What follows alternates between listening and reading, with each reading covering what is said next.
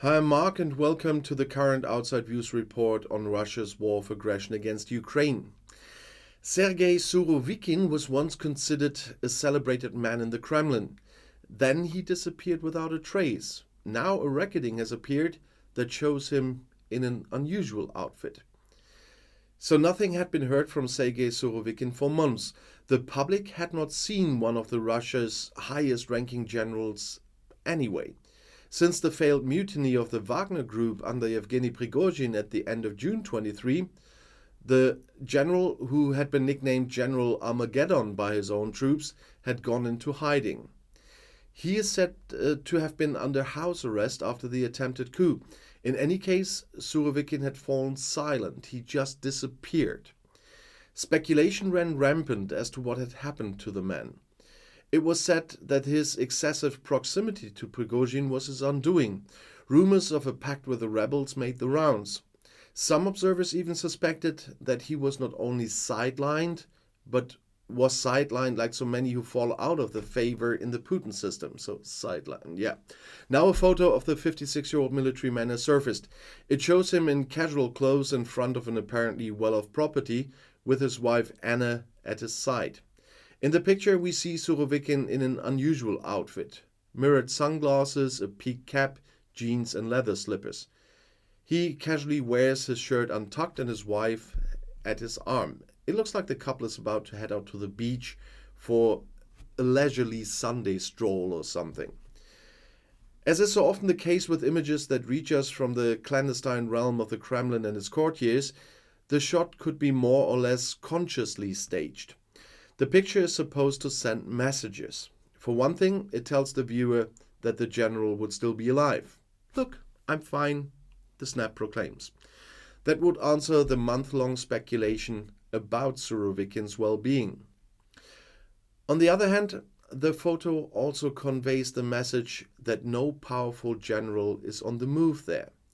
All pictures of Surovikin that are known so far show him in service uniform, with insignia of rank and in the context of military decision-makers. This one shows him as a civilian who no longer decides anything. The fact that the general, known for his brutality during the war, presented himself in a casual outfit with a 3-day beard seems to demonstrate that he poses no threat. The addressee for such a message would then be Vladimir Putin himself, because in his totalitarian empire, everyone who turns against him lives dangerously. Prigozhin found out recently. His body is most likely buried in the Porokhovskoye cemetery in St. Petersburg. Surovikin seems to have been spared a similar fate for the time being. The photo was made public by the well-known Russian TV presenter Ksenia Sobchak on her media holding Osterozhno Media. The former presidential candidate wrote on social media, "General Sergey Surovikin is out, alive, healthy, at home with his family in Moscow." The photo was taken today. Sobchak is the daughter of Putin's political mentor Anatoly Sobchak. She now counts herself among the Russian opposition. The authenticity of the photo has not yet been independently verified, though.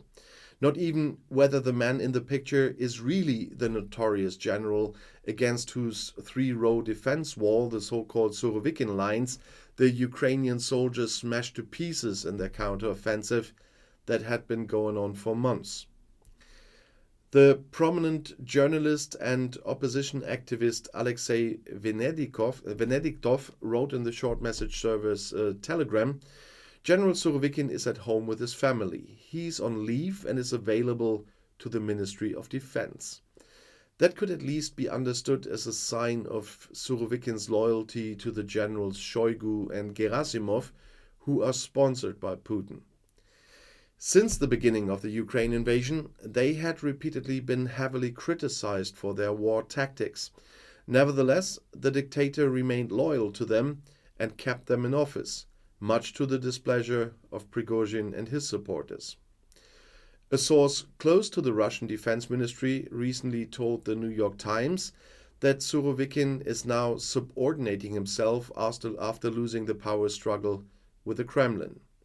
Accordingly, the general was allowed to keep his title, but it should only be a formality. In fact, he no longer has any ambitions in the army. In August, Surovikin was officially replaced as head of the Russian Air Force by Colonel General Viktor Avsalov. During the Wagner mutiny on June 23rd and 24th, Surovikin appeared in a video and asked Wagner boss Yevgeny Prigozhin to resign. However, he left an uncomfortable impression and for the first time wore no military rank insignia. And if you want to know more about the current developments in this war, the next video is right here in the end screen. I'll be back.